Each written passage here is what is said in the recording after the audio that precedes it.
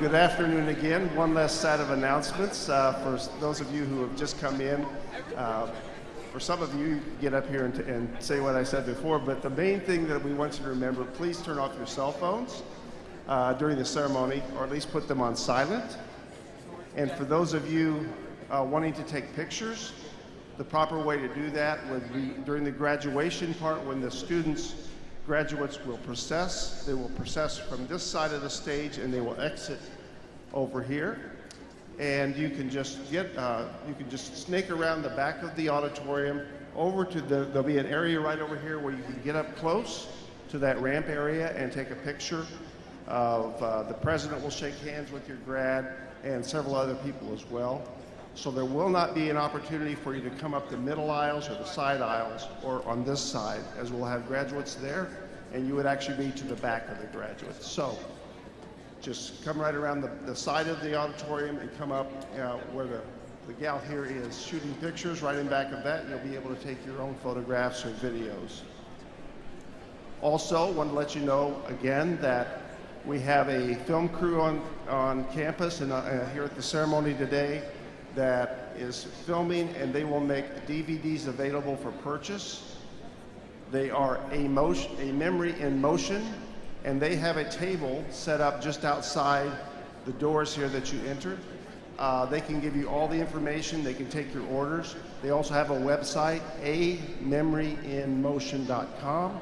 You can go there, and you can also order from that venue. So they have several cameras. They'll be taking them back to their studios and doing a nice mix, and it'll be a nice keepsake to have of the ceremony. If you are so inclined and you would like to view this from another location, the Dining Commons, which is the building just on the back of this building, you're welcome to enjoy it in that air-conditioned space and watch big screens and hear the audio right there as well. So if you have small children, anyone who just needs to kind of get out of this area and watch it in another location, there are tables set up there, quite comfortable. You're welcome to watch it, but you will be watching it on a large screen television. Please remind your grad, and hopefully someone from the stage platform will as well, that after the ceremony, have your grad stop by the alumni tent, which will be out on Scott Field.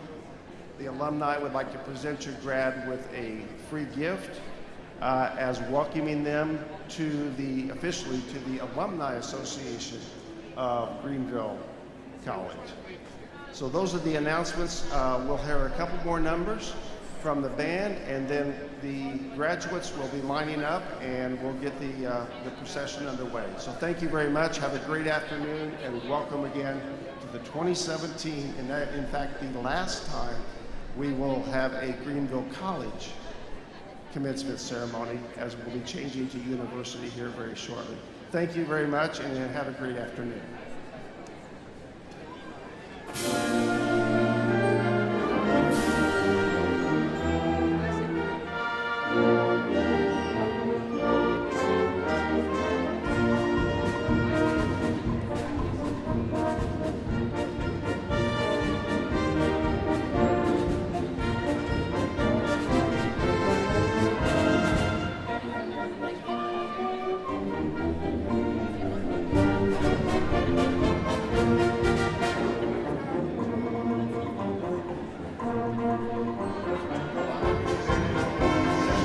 Just outside, for those of you who are asking. Water is available.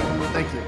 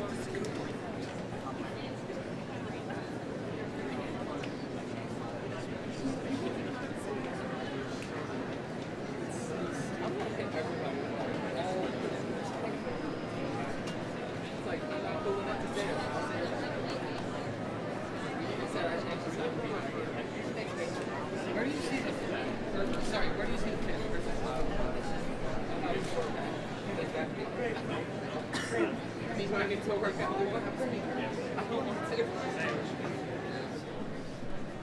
Oh, yeah. Oh, yeah. Big weight, big weight, big weight, big.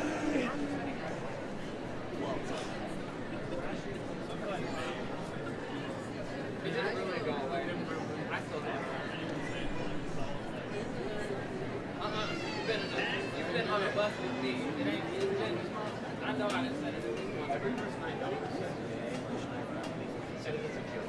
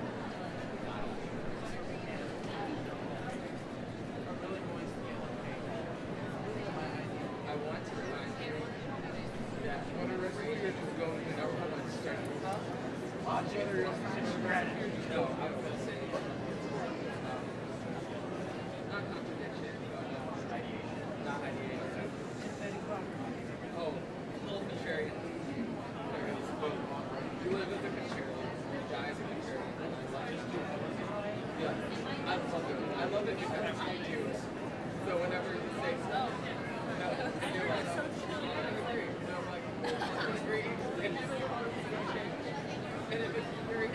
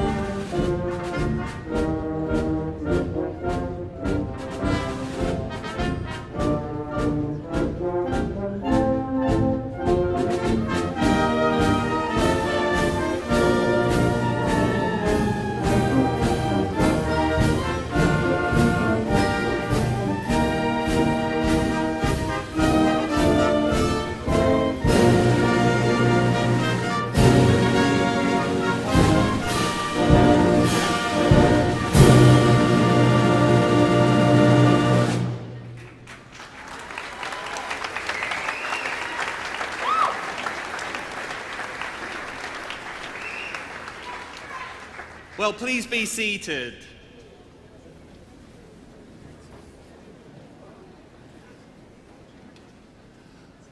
Well, welcome to the last ever commencement ceremony of Greenville College.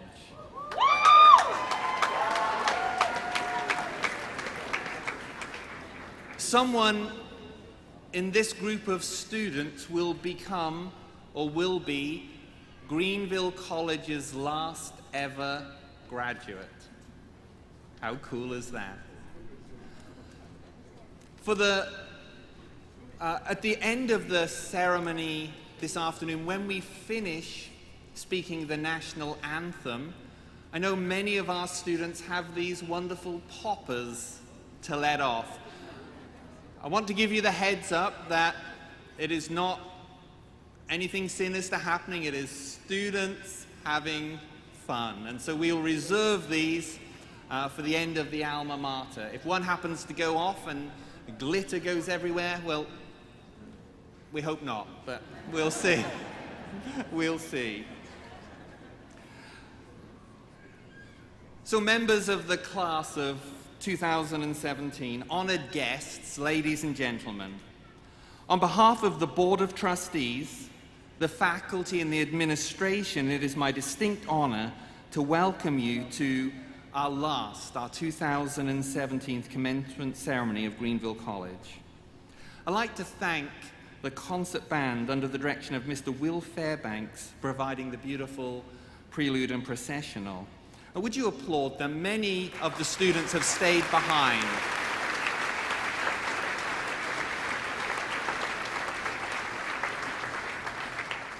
Many of the students have stayed behind just to play for us today, and I'm deeply grateful for them.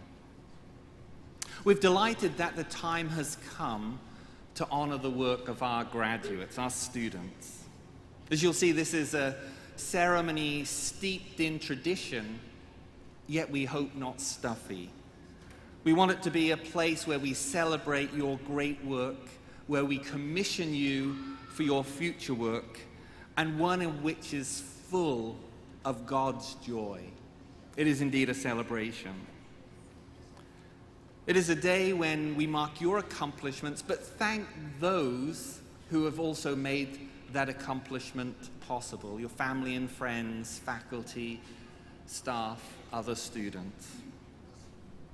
I remember the first graduating ceremony I ever attended was that of my brother. We were first generation kids. My mother left school at 16 and my father at 14. And when they saw him walk across the stage to receive his diploma, their faces just shone with pride. And I really think one of the great things we do here at Greenville College is we give opportunities to many first-generation students. Either the first person or the first set of brothers and sisters who have ever graduated college in a family history, just like I was. And so if among our students today we have any first-generation students, would you stand so we can honor you?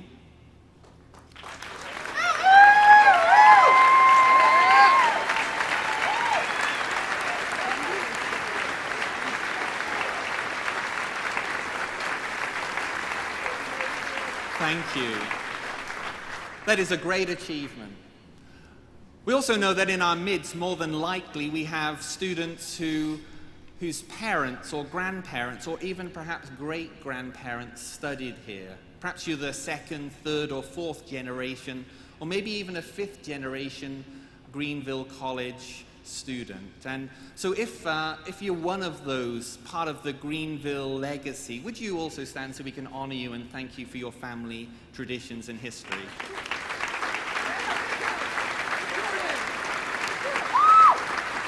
Thank you.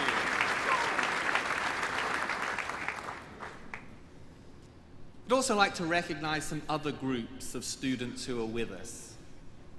We recognize that investing in higher education is one of the most significant, yet we believe one of the most rewarding investments you'll ever make in your life. But we know And we applaud many students who have worked to help pay for their education. And so if you have worked part-time or full-time in order to help fund your education, would you stand so we can admire your grit and determination?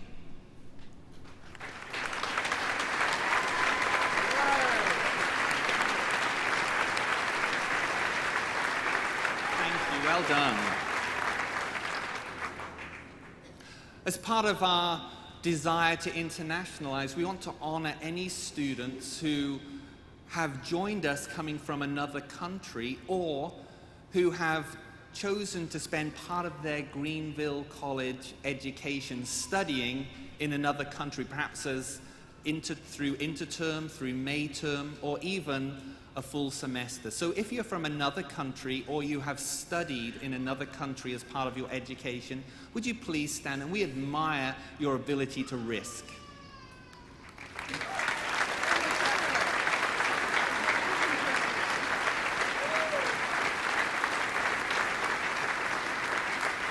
Thank you so much. As we think of Memorial Day approaching, we want to honor any students who have served with our first responders, the fire service, the ambulance or EMT service, the police force, or served or either during or prior to your education in one of our 4 armed services. Would you stand so we can honor you?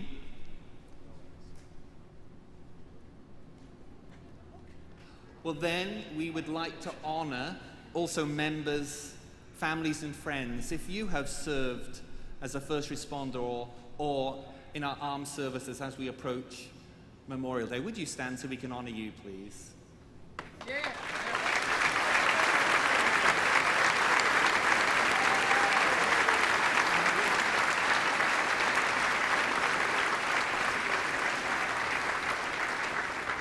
Thank you so much. We're a faith-based institution, and we take delight when our students serve their churches as pastors or assistant pastors, worship leaders, youth ministers, Sunday school teachers, or in other areas. And so if you have served in churches just as a volunteer or as part of your program, would you stand so we can just honor you and thank you for your service?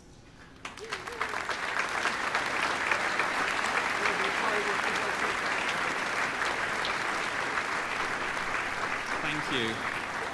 And could I just ask members, friends, guests, if you have served in the church or one of the caring professions, the health service, social work, nursing, would you stand so we can just honor you as well for your service to our community and our churches?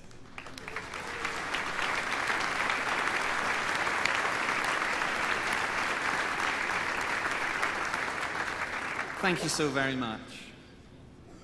This is a day where we get to thank parents, grandparents, guardians. You did well in raising these graduates. We recognize it's not just a special day for the students in black at the front, but for all of your families.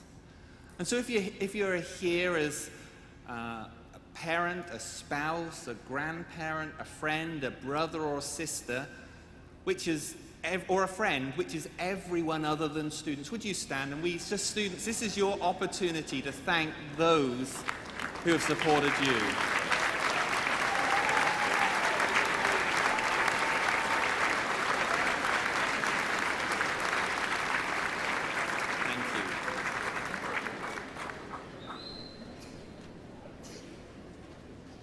The Greenville College Board of Trustees has 21 members who serve tirelessly to help us to fulfill our mission as a Christ-centered educational institution. And we have a number of our trustees with us today, and we just again like to thank them for their service. Being a trustee is one of the most difficult jobs that you have to pay to actually undertake. So trustees, thank you.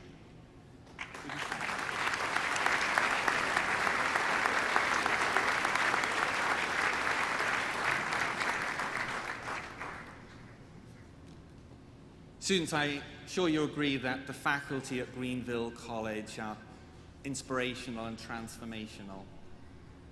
And I'd ask my faculty colleagues to stand, and would you, students, applaud them, thank them for their investment and time in your lives.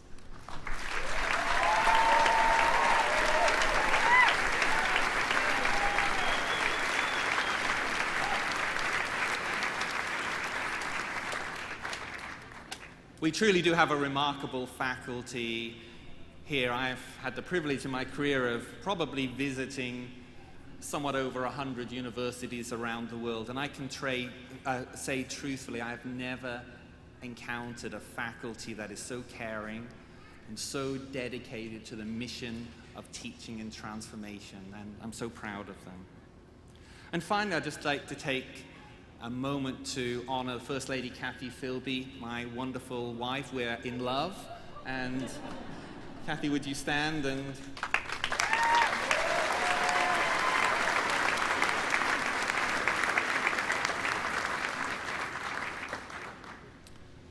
And lastly, I just want to thank the work of the Lord Jesus Christ in and through our lives. The Lord works in the moving of His Spirit among us, and then through the hands and the mouths and the encouragement of other students, of faculty, of staff, of coaches, of administrators. And it's wonderful on a day like today to see the work He has been doing in your life. In a moment, I'd like you to stand and join us in the singing of the national anthem, and remain standing for the invocation led by Janika Grimland. Janika is a biology major from Fowler, Colorado. Following the invocation, Brent McCollum, a biology and chemistry major from Jackson, Michigan, will read the scripture, and Dr. Jeff Wilson, professor of music and director of our college choir, will lead the singing of the hymn, Be Thou My Vision, which can be found in your program or on the screen. And then immediately following the congregational singing, we have the pleasure of hearing our own Greenville College choir. But first, please rise for the national anthem as Professor Wilson leads us.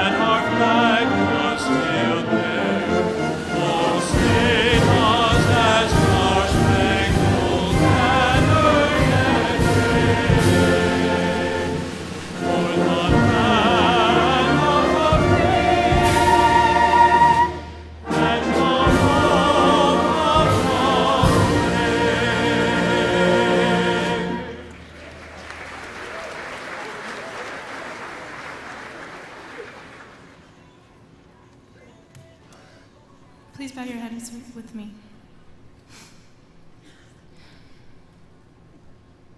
Most mighty God, Heavenly Father, we praise you for your many good gifts, for the gifts of family and companionship. Thank you for the gift of endings. Thank you for the gift of new beginnings. Thank you for the gift of knowledge and wisdom. This ceremony is a testament to your faithfulness. This staff and faculty, they are a testament to your grace and your wisdom. These graduates are a testament to the beauty of your diverse and holy church. And this day is a glimpse of your kingdom. Lord, I know you are here because there is tension here. There is sorrow and joy. There is relief and apprehension. There is unmatched love and incomprehensible pain. We welcome you to this tension, most holy and gracious God. Father, on behalf of my peers, I plead that you continue to reveal your kingdom to us daily as we go out to expand it. That as each of us goes out our separate ways, you will draw even closer to us. Purify us as we fix our hope on you. As we learn to love each other, abide in us. We love you. Amen. Please be seated.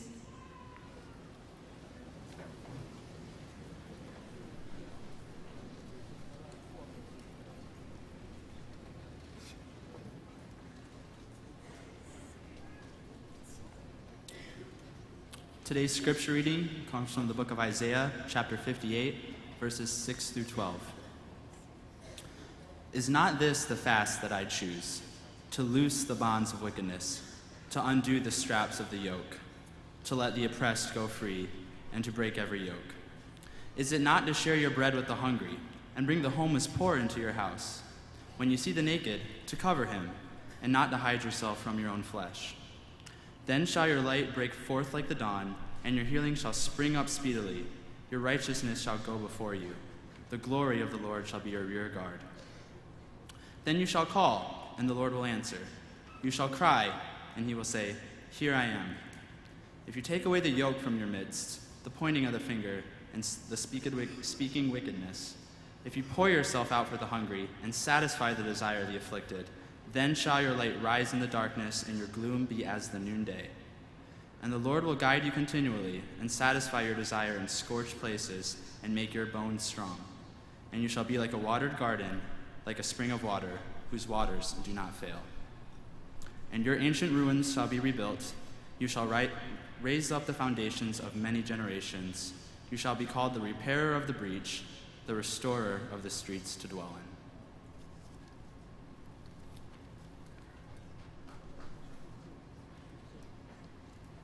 Let's stand and worship the Lord together as we sing, Be Thou My Vision.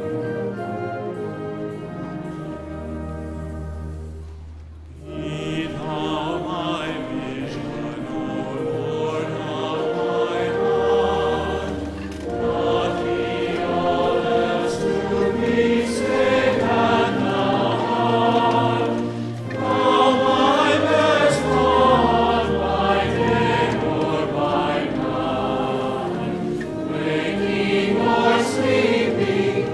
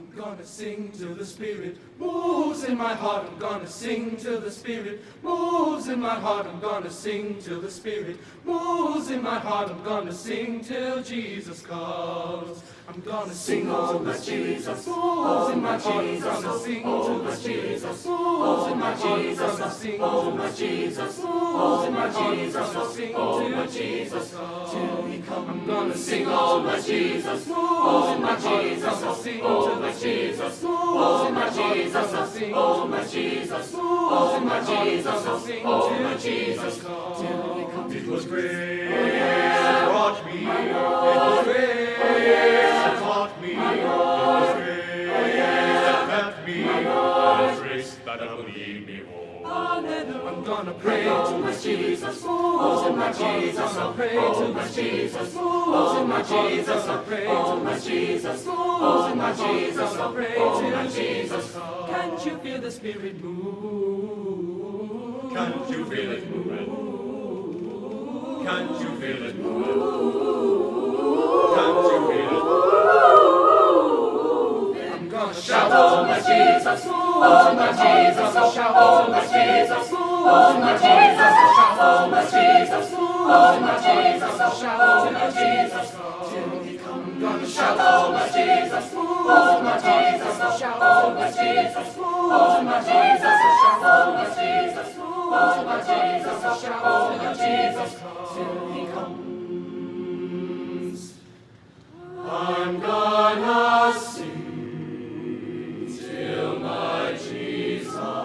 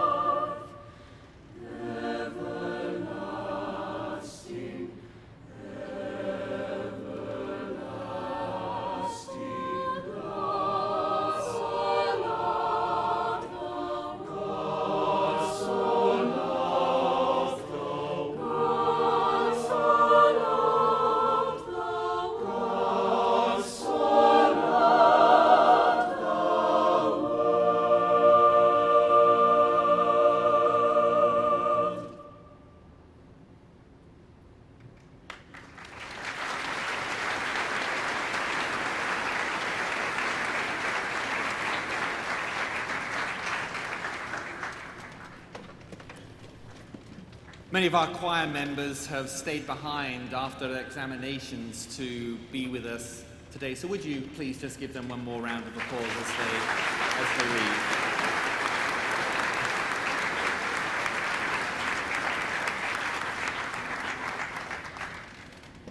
This time of year, colleges and universities around the country enjoy recognizing individuals for outstanding achievement or service to the university, state, nation, or the world, as well as to their church services.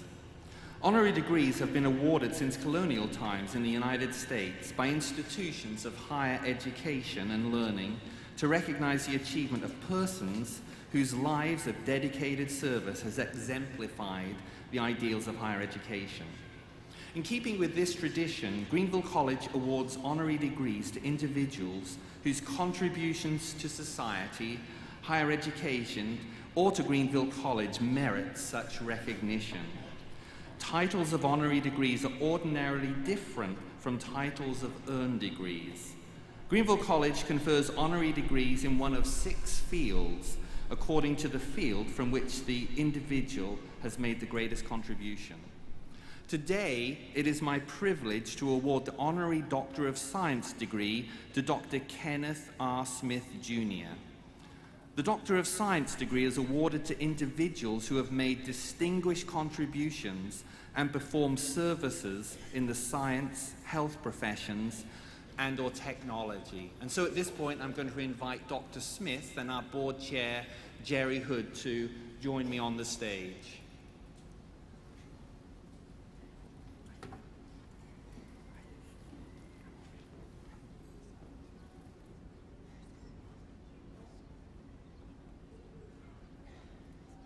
Kenneth R. Smith, Jr. was born in St. Louis in 1932. He was raised in Greenville, attended Greenville Public Schools and Greenville College between 1950 and 1953. Dr. Smith graduated from Washington University School of Medicine cum laude in 1957, interned at Johns Hopkins, and completed neurosurgery residency at Barnes Hospital in 1963. Dr. Smith had a National Institute of Health Fellowship in Neuroanatomical Research at Washington University in 1964 and Oriel College, Oxford University in 1965. He joined the surgery faculty of St. Louis University in 1966 and founded a residency training program in neurosurgery in 1969. In the following 37 years as director and professor of neurosurgery, while performing neurosurgery on patients from St. Louis as well as Southern Illinois, he taught more than 30 residents who now practice all over the world in the United States, in Egypt, Thailand, Kenya, and South Korea.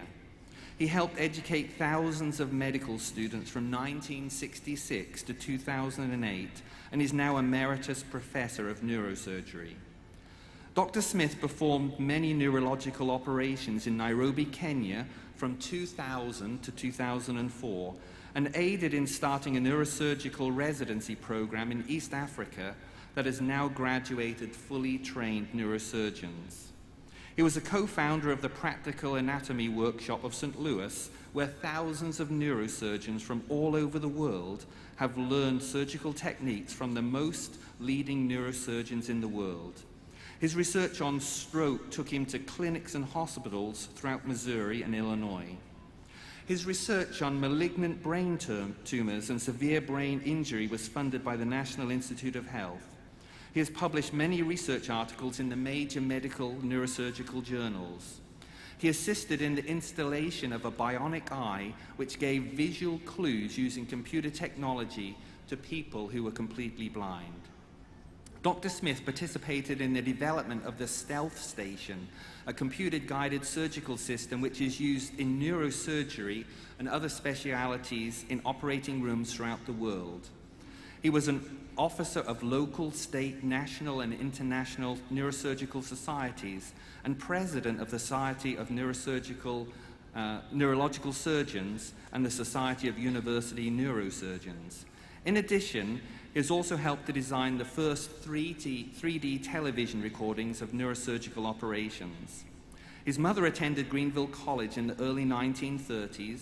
His daughter Nancy received a Bachelor of Education from Greenville in 1985. His brother, sister, and sister-in-law also attended Greenville College. His greatest asset in life, he says, is Marjorie Sandon Smith, who received her Bachelor of Education from Greenville College and married him in 1956, and has been beside him ever since, raising 7 wonderful children and then with 12 grandchildren. And Marjorie, I'd like you to join your husband on stage now.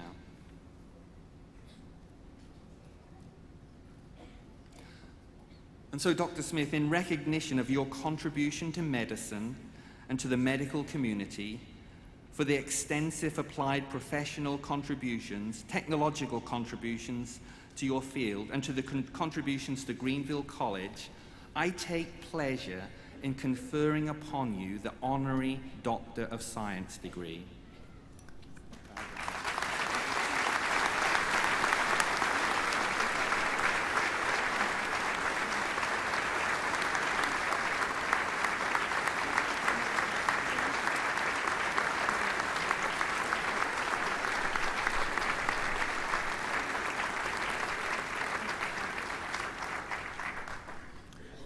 Dr. Smith and his family actually have to exit stage left.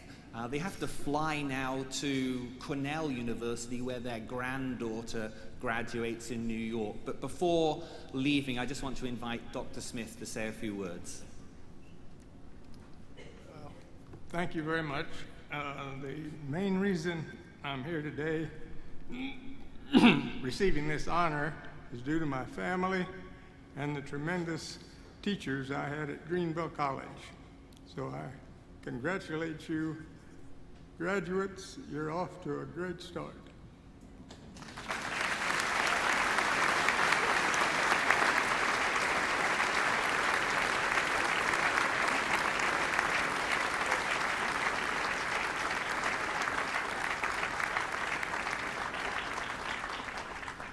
The Smiths very much wanted to stay, but apparently American Airlines wouldn't adjust their schedule for them.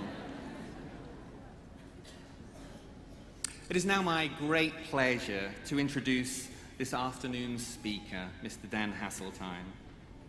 Dan is a founding member and frontman for the multi-platinum selling music group Jars of Clay, best known for their breakout song Flood, which was the first of 40 #1 radio singles and the beginning of a career spanning 2 decades, which earned the band 3 Grammy Awards, 7 BMI Music Awards, 17 Dove Awards, and 4 American Music Award nominations for songwriting and performance.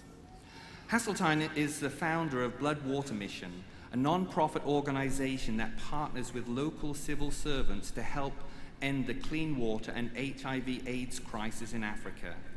His work on humanitarian issues have earned him a President's Volunteer Service Award in 2015, as well as made Hasseltine the first recipient of the Bob Briner Award for Christians in the Marketplace, an EPOC Global Missional Leadership Award, Congressional Coalition for Adoption Services Award for work related to vulnerable children and families, as well as the Recording Academy's highest achievement awards, the Grammy Honor for Humanitarian Service, and the GMA Honors Award. In 2001, Hasseltine received an honorary degree, the Bachelor of Creative Arts from Greenville College. Dan lives in Franklin, Tennessee with his wife Katie of 20 years and 2 teenage boys, Noah and Max. He currently works as founder and senior development officer at Blood Water Mission. He serves on the board of the Many Hopes organizations and as an advisor to visual artist Wayne Brzezinska. Hasseltine's creative works include the publishing of 2 children's storybooks, The One and Only Magnificent Me, and Lulu and the Long Walk Home. He is a composer and the music supervisor for feature films and documentaries, jingle writer and graphic designer. Hasseltine's essays range from issues of social justice and humanitarian topics to music, religion, and politics, and have been widely published in the Washington Post, on BeliefNet, and in Christianity Today, as well as other books and publications. Please welcome our speaker, Mr. Dan Hasseltine.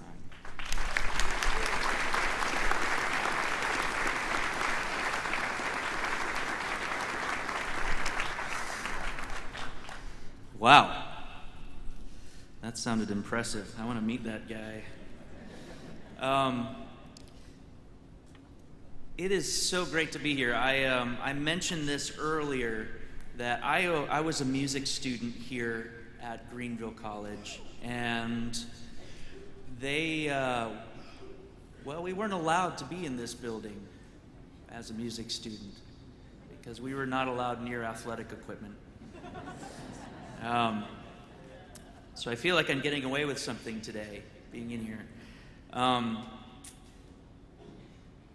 Before I go too far into what I wanted to say to you all, I realized, I had a conversation with a friend of mine recently about accolades and awards, and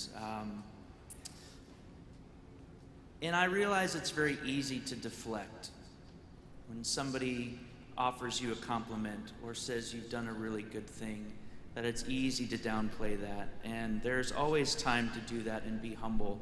But what I would like to just give you all the freedom to do today is to recognize that you've done an amazing thing and feel good about yourselves today.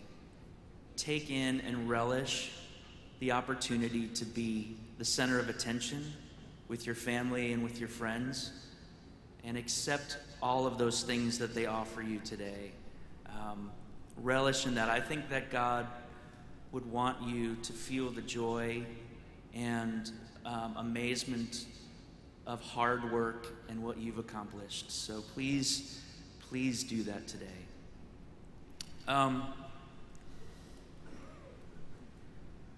Thinking about what I would say to you all, there was a phrase that kept coming to mind for me. It's a phrase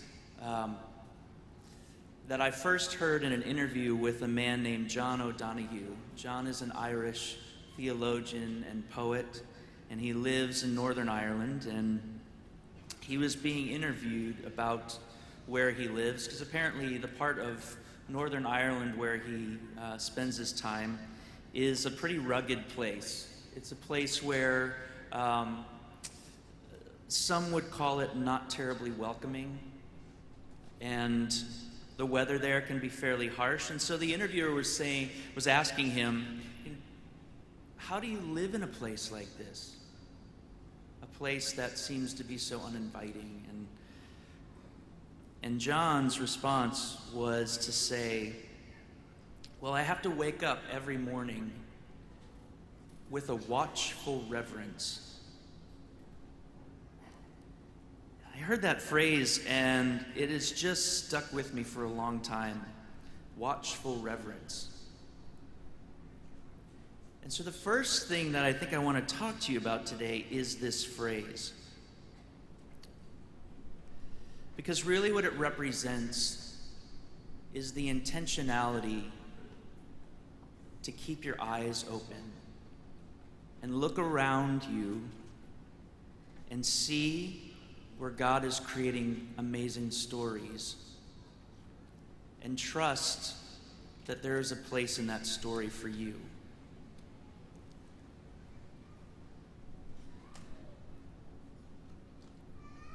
I was in Kenya on a very small airplane, in a place that Africans call the end of Africa. So if Africans are calling it the end of Africa, then you know it's pretty far away.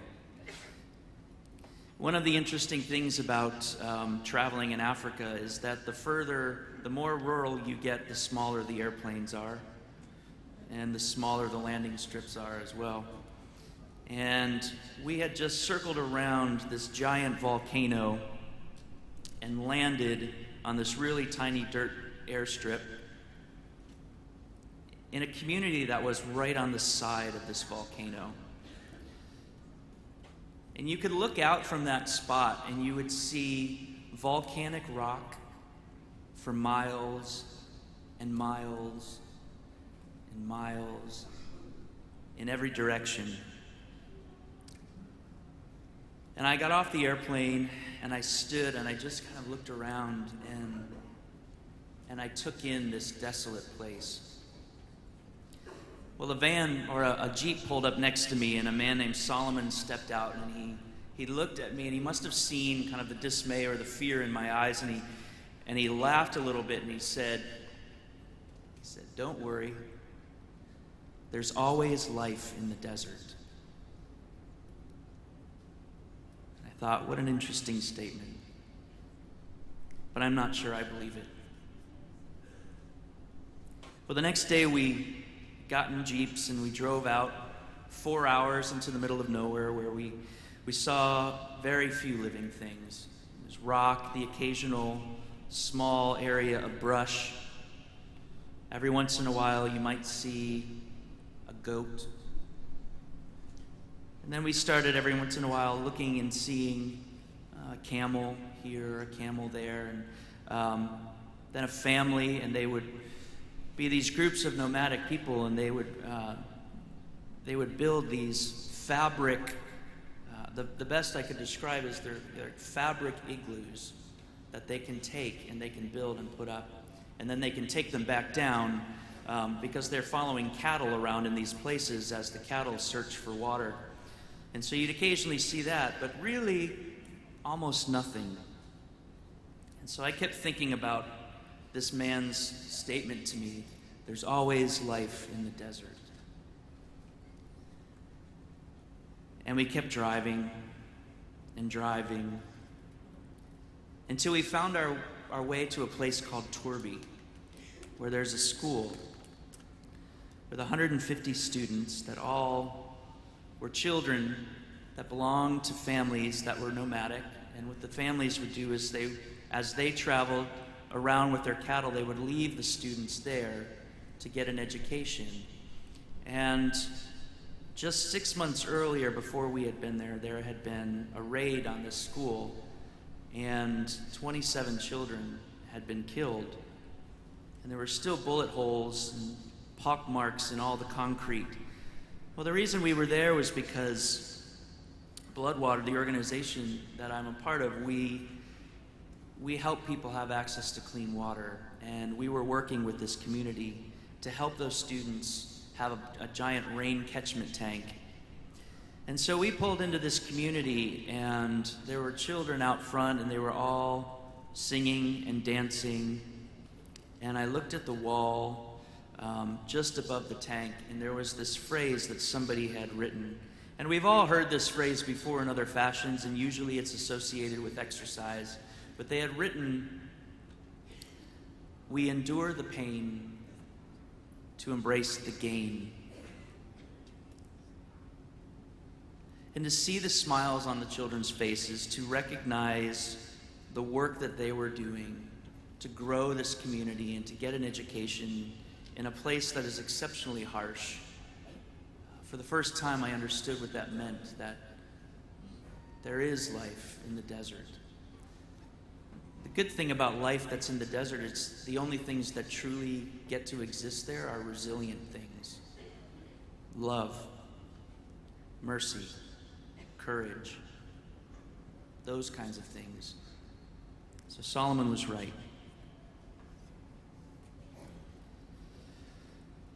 When you are able to look carefully at the world, when you walk out of your dorm, out of your home, you step out of your vehicle with a watchful reverence, something happens. You gain the opportunity to get on one of the on-ramps to help serve people in other communities. It's hard to do. Mostly when you're a student and you're getting an education, there's this question that you have to try to answer, and that question is, why am I getting an education? Now, some of you probably started asking that question this past year. Many of us, we all started asking that question the first day of kindergarten. But as we all know, the goal is to become a lifelong learner, right? So you can actually start asking that question today, even though some of you might consider that this is it. You don't have to learn anything else. You already know everything. But there's two ways you can answer that question. And the first is, you can answer that question by saying, well, I think the reason that I would get an education is so that I can get a really good job. And that job will provide me the resources that I need to control my environment and pad myself from the suffering of the world. If I have the right amount of resources, if I can get a good paying job, then I can move into a place, I can have a gate, I can create the space where I exist and live. I can find a way to be in a community with people that think like I do, that look like I do, that act like I do, and I can be happy in that place. If I can create enough resources from having a job through this education, then I can buy that car, the one that drowns out all city noise and all road noise, that has that navigation system that can allow you to drive in places so you never have to reach those neighborhoods that you don't want to have to drive through. And you can have a really good life. But I might contend that that kind of life, it isn't very good, actually. And in fact, to live a life where you're trying to keep yourself and keep control of your environment and protect yourself from inconvenience, inefficiency, opinions that are different from your own, people who are different from you, I don't think that's really life. And I think it can be quite meaningless. Now, there's another way to answer this question. And that is to say, what if I took all of the things that I've experienced? What if I take the education, the wisdom I've gained, the relationships that I've been a part of, the way that I've learned about the world, and what if I use that to enter into the suffering of the world? And I think perhaps that's a little bit more the Greenville College way. The more I talk to people on campus, the more I realize that that is something a lot of you are already doing. And so I commend you for that. Because I think it's important to consider that no matter what your major is, no matter what your area of expertise is, you don't have to be a poet or a songwriter or a global health expert or a scientist. Everybody has the opportunity to take what they've learned and enter into the suffering of the world.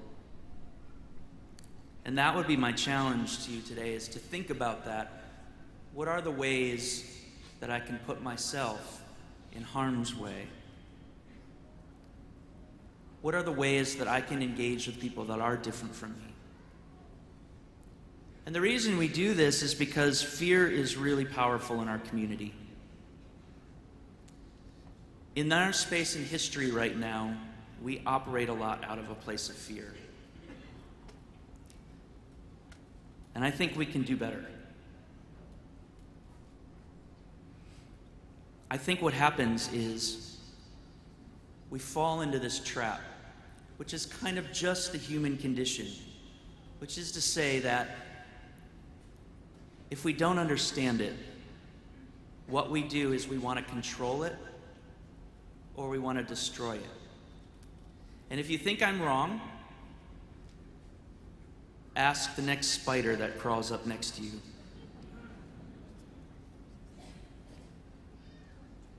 It's the human condition that if we don't understand something, we're going to want to control it, or we're going to want to destroy it, or we're going to want to diminish it, and that's what we do to each other.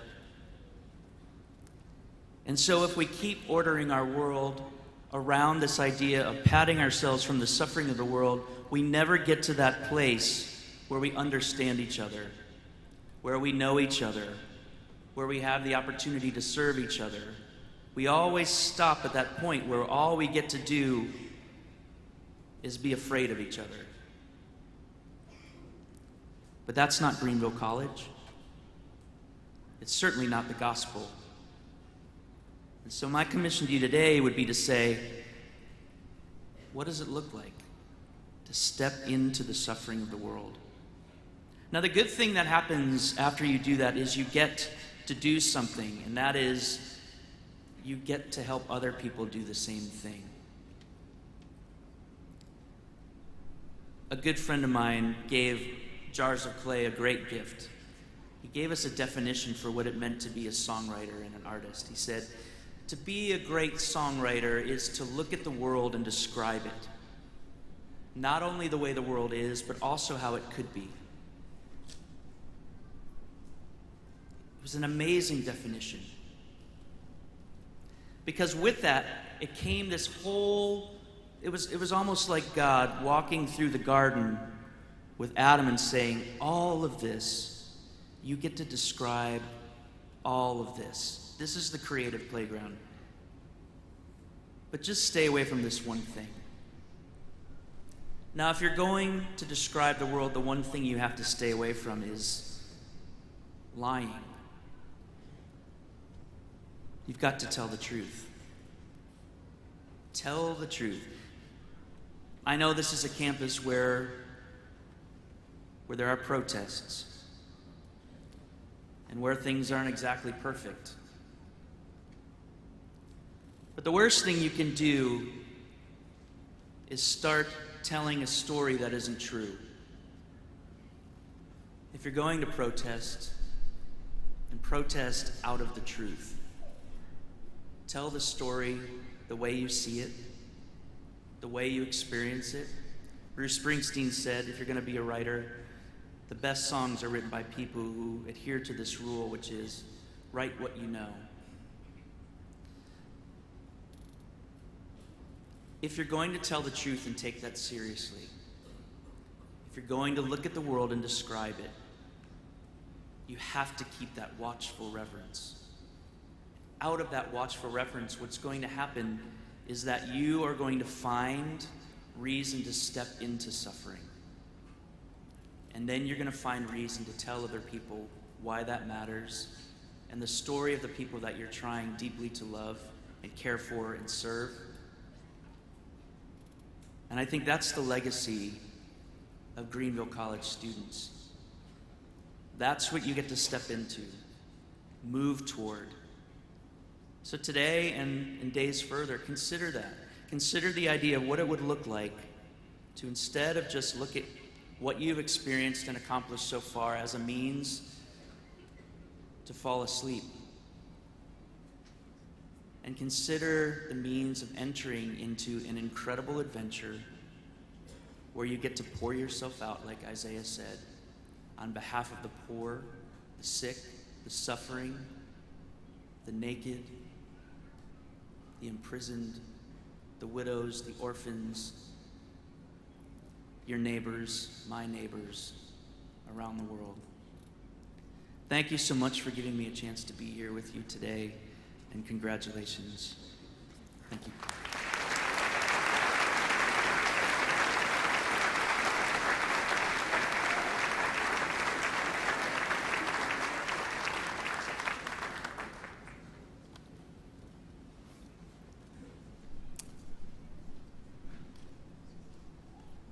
This morning we heard a slightly different message from Dan, and both, I'm thinking of both in stereo in my head and just so profoundly challenged. Thank you so very much indeed. So our graduates will now be presented by Dr. Edwin Esteves, our Provost and Chief Operating Officer. Dr. Esteves. Good afternoon. Good afternoon. Dan, thank you again for the reminder in your friendship. It is with honor that I do this job called provost, and it's also with honor and pride that I would like for you to give thanks to a committee of people who gathers together for months to ensure that this event takes place as smooth as it does. So if you please join me in giving thanks to the Commencement Committee for all their work to ensure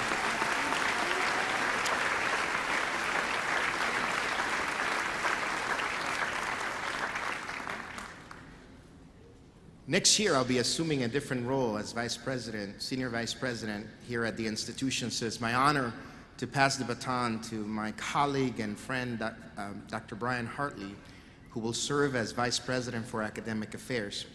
So I'll take a point of privilege just to say the next few words to our graduates who will leave with me. In education, it's informational.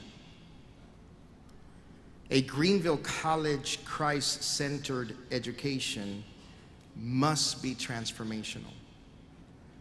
And I pray that you step into these rooms with watchful reverence, with a sense of passion, compassion, commitment, engagement, devotion, and courage as God takes you into your next steps.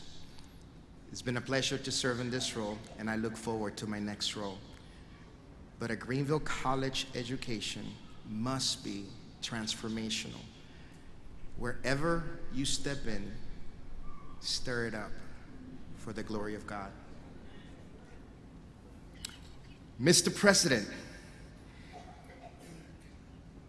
it's an honor and a pleasure to ask the candidates of Bachelor of Arts degree to please stand. Will the candidates for Bachelor of Science degree please stand? President Philby, by formal action of the faculty, I present you the 2017 candidates for the bachelor's degrees at Greenville College, the last commencement class as Greenville College.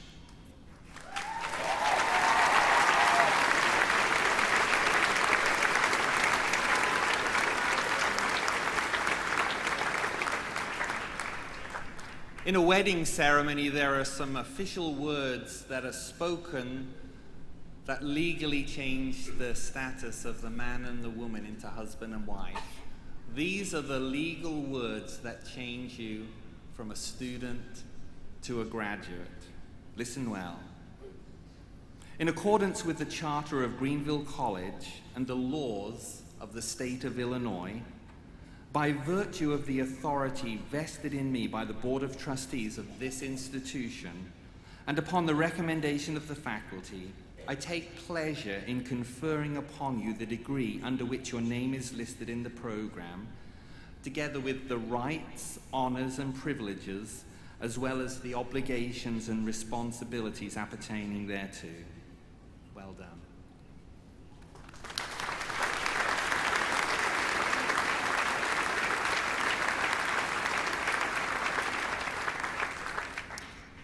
And now, graduates, as I touch the tassel of my quite splendid hat, I would ask that you turn the tassels to signify that you're now graduates of Greenville College.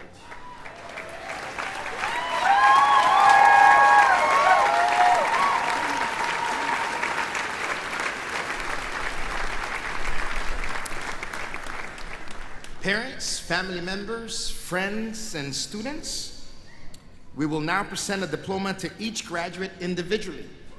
If you wish, family members and guests are invited to stand when your graduate is recognized. Graduates, except for the first row, may now be seated. The escorts will direct you to the platform. As your name is read and you step onto the platform, you will receive congratulations from the chair of our Board of Trustees, Mr. Jerry Hood.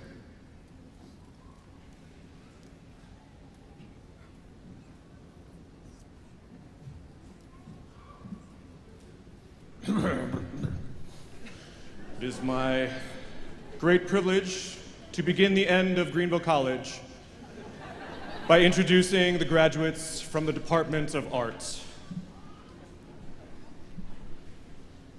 Rhiannon Ray Callahan.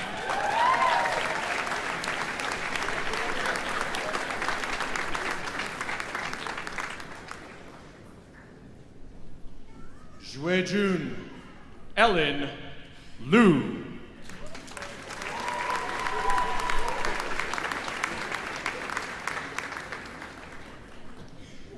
Rebecca Lynn Munshaw, cum laude.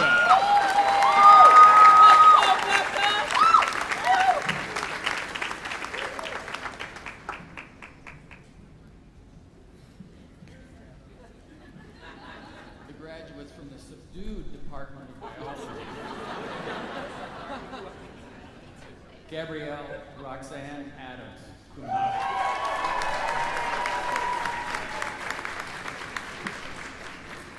Jacqueline Faye Bleich, cum laude.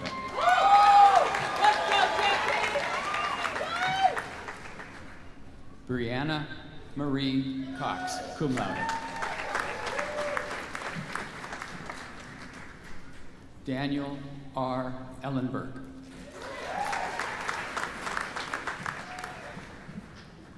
Maxwell Allen Gabriel.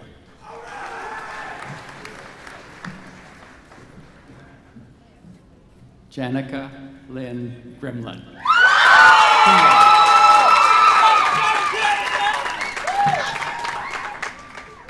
Charles Christopher Herrick, cum laude.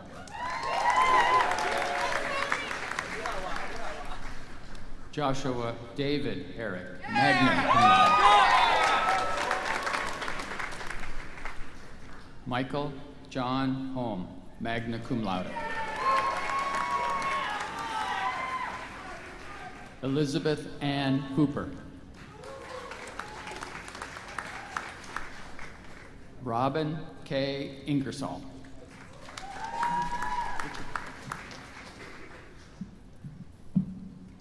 Devrick Michael Mayfield. Brent Adam McCullum, magna cum laude. Video when she comes up. Lacey Jean Nieberge. Juliana May Phillips, magna cum laude. Louisa Maria Plachetta, cum laude. Caleb Kyle Slavin. Emily Catherine Tebow. Harley Lynn Tompkins, cum laude. David Philip Wires, magna cum laude. Jacob Adam Whistler, cum laude.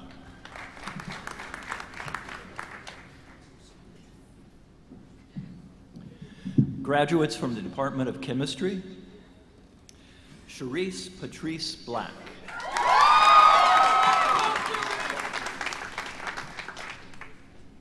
Elizabeth Lynn Johnson.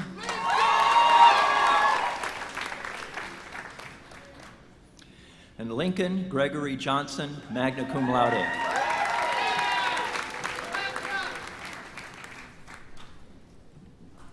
Graduates from the Department of Communication and Public Relations, Roman Tavares Butler, cum laude.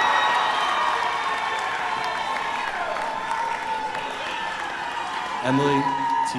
Kennedy, cum laude. Taylor K. Myers. Casey Richardson. Cami Elizabeth Sis. Whitney Renee Vitt.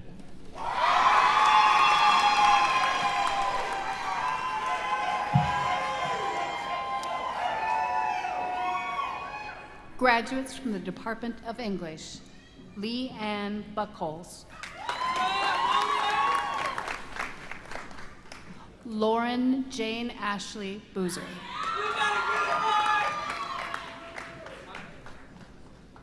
Mary Todd Cannon, cum laude.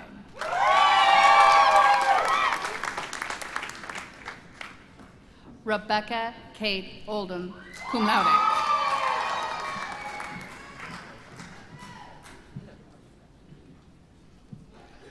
Graduates from the Department of History and Political Science, Caleb Matthew Hall.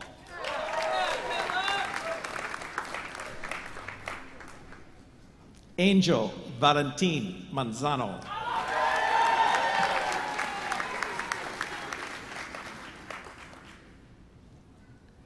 Ryan Michael Mueller, cum laude.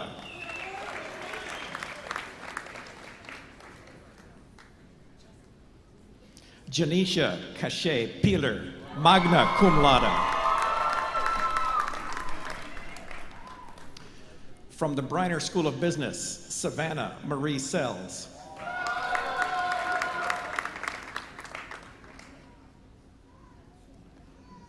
Willem Gregory Pennington.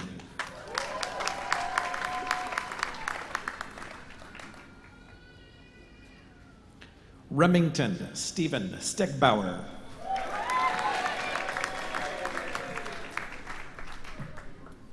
Egresadas del Departamento de Lengua y Cultura.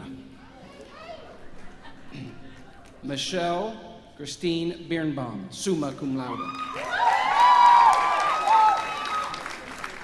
Sierra L. Bonham. Brooke Taylor Bryant. Brisette Hernandez, cum laude.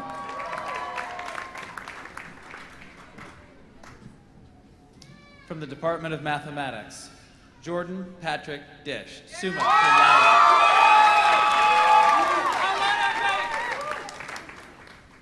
Justin Paul Langley, magna cum laude.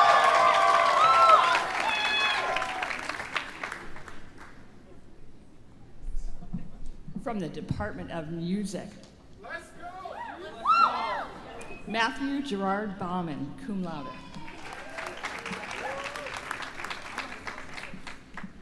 Faith Ray Benson.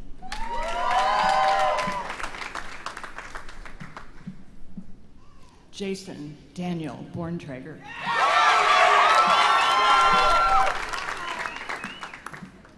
Ernest Milton Brockman III.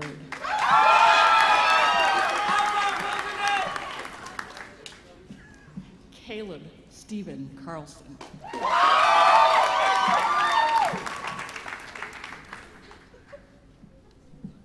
Hannah Renee Dunn.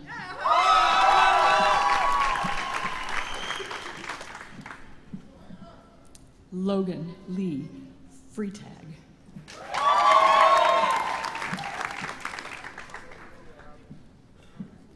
Nicholas Austin Gundy.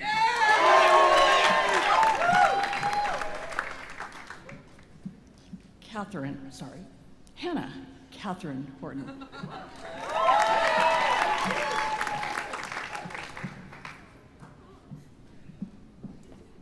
Ashley Paige Hurley.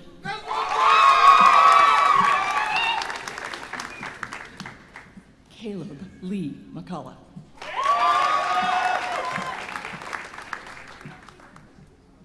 Andrew Jeffrey Miller.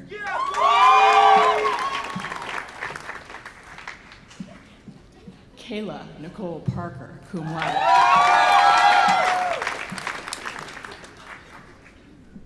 Samantha Marie Pearson.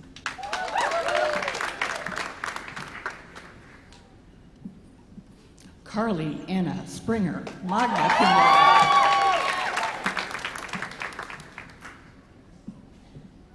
Joy Christine Winkler, magna cum laude.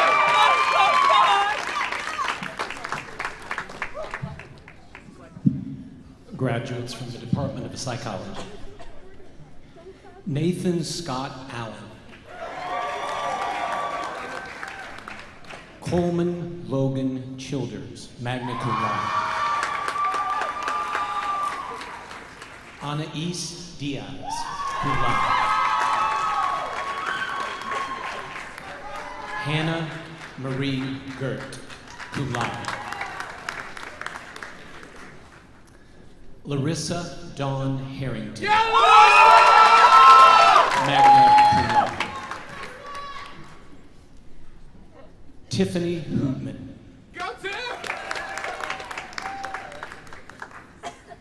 David Alexander Curley.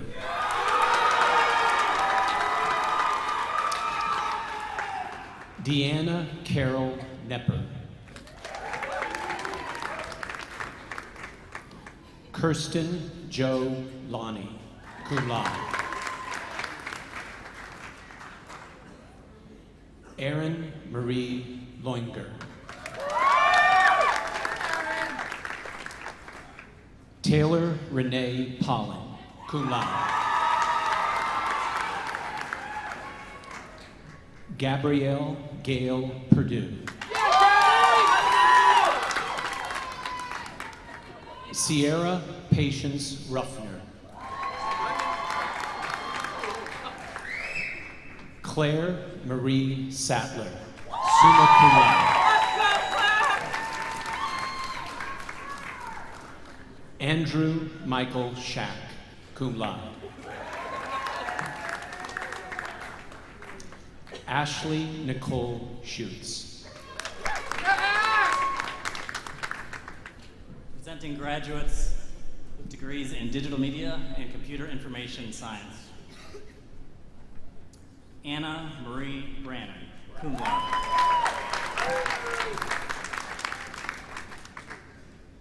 John David Freeman.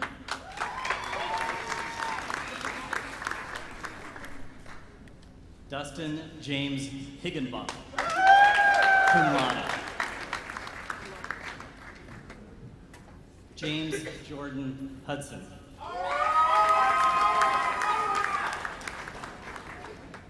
Amanda Nicole Kessinger, cum laude.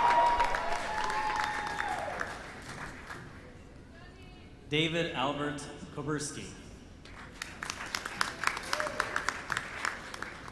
Robert Taylor Neal. Kelsey Brooke Nyer.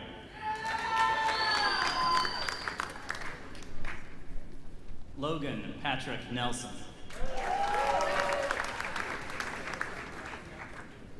Joseph Robert Seabaugh. And the Balin Jarrell Whitfield.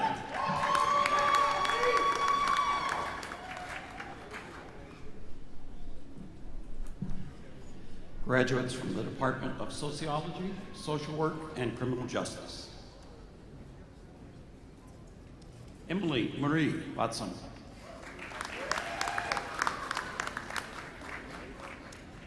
Ryan P. Burgess.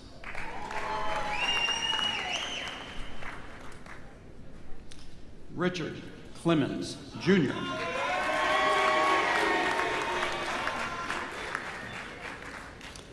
Isaiah Joseph Coleman. Nicole Alexandra Flynn. Benjamin Haney Gable. Shelby Nicole Guest, magna cum laude. Carissa Audrian Higginbotham, cum laude. Rachel Elizabeth Hoover. Mikhail Ishima. Lauren Christine Matson, magna cum laude.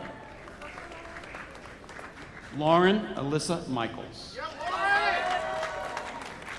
Taylor Ann Naval, cum laude.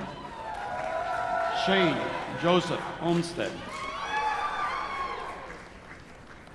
Jonathan Brian Roa. Jessica May Roach.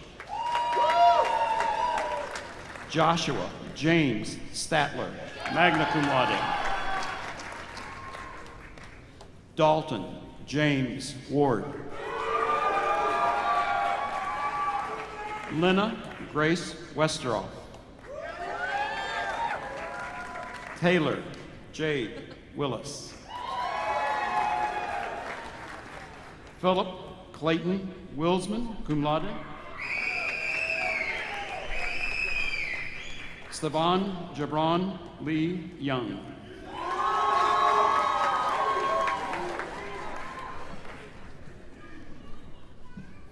In case you didn't recognize that last young man, that's AKA Peace. That's who that is, so yeah, you'll know him. We are the Department of Sport and Kinesiology. Brianna Lynn Anderson.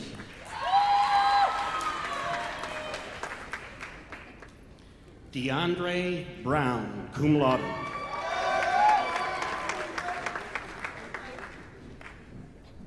Alexander Dennis Carey. Shelby Darlene Cash. John Alfred Dudley.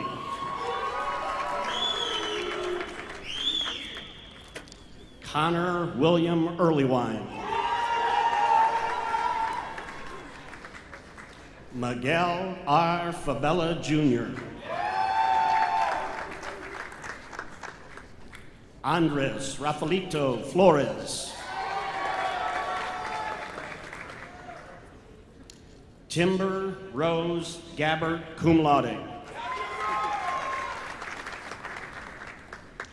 Michael Blake Harden. Marissa Nicole Lovato, cum laude. Mitchell B. Olson. Shane Danford Smith. Yoshiko Tanamura, cum laude. Lainey Taylor Thacker. We have a member of our department that's not here today. Chelsea Gillis is representing us at the NCAA track and field. We have a report. She came in 5th in the 400 meter.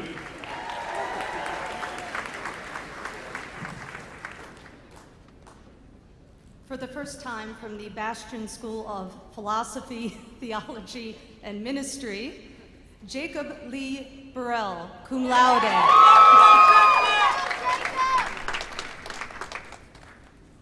Nicholas Richard Denham.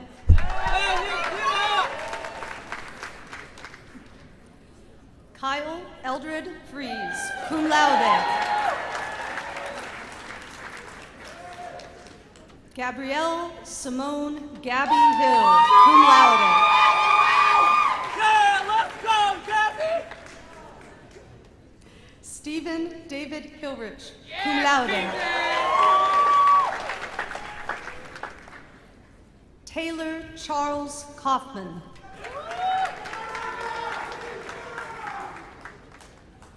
Cole Michael Kessinger, cum laude.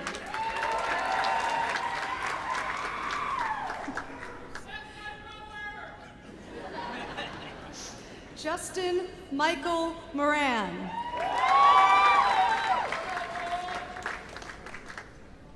Tiffany Marie Neff.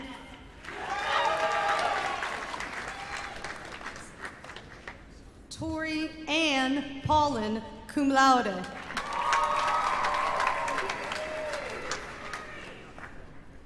Holden Wyatt Smith, cum laude. Joseph N. Watson.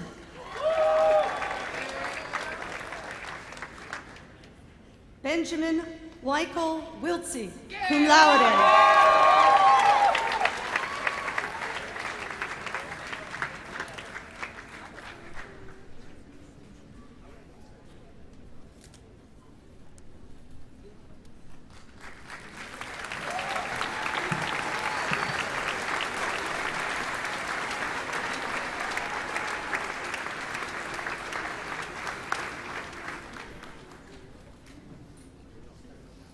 Congratulations. It's a wonderful, wonderful day. I'd like to call your attention to the last few pages of the program where the outstanding achievements of our graduates are recognized by a number of honor societies. Know that you want to join me in offering congratulations to the various members of the graduating class. It's fitting and appropriate to do this. So would all graduates listed in the honor societies and among the honors at the back of the program, would you please stand, and we'd like to recognize you.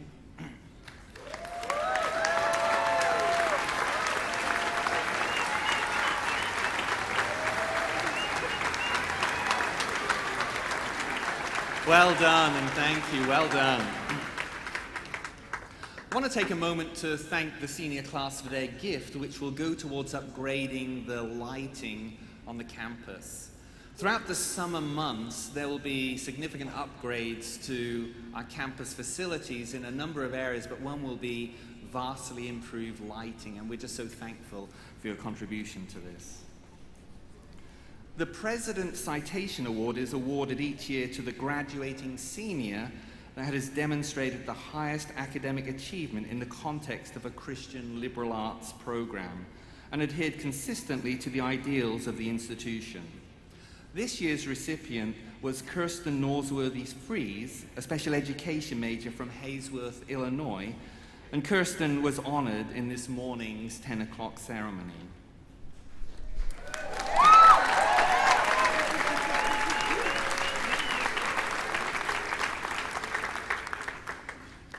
Also in this morning's ceremony, we honor Dr. Lisa Amundsen with the W. Richard Stevens Outstanding Faculty Award.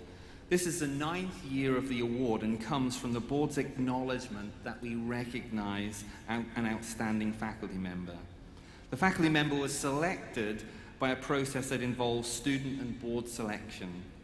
Award winners must exhibit a passion for their discipline, have a strong connection with students, expect excellence from them, show efforts to integrate faith with learning, demonstrate a strong Christian commitment, and be active in personal scholarship. And we're so pleased that Dr. Amundsen won this morning. And I just asked if she would stand, whichever side she is, so we can acknowledge her.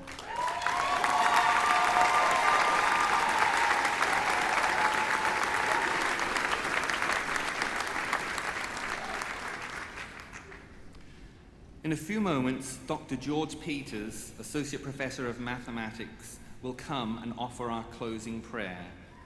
And following the benediction, would you please remain standing for the singing of the Alma Mater? And it's at this point you will need this little box of tricks.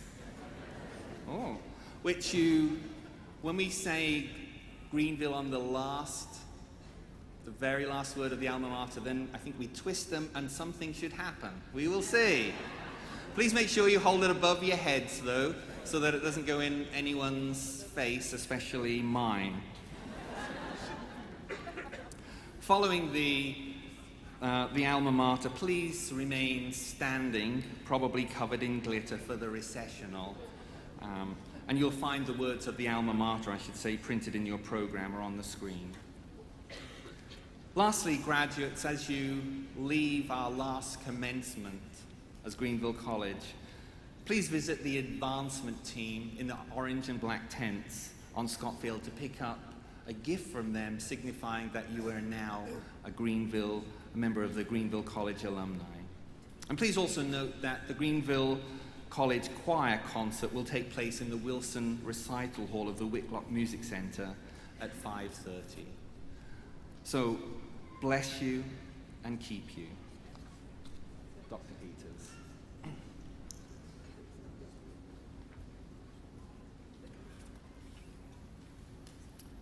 Frederick Buechner wrote, "Here's the world.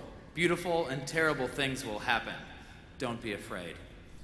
Let this passage from Philippians serve as our benediction. And this is my prayer, that your love may abound more and more in knowledge and depth of insight, so that you may be able to discern what is best, and may be pure and blameless for the day of Christ, filled with the fruit of righteousness that comes through Jesus Christ, to the glory and praise of God.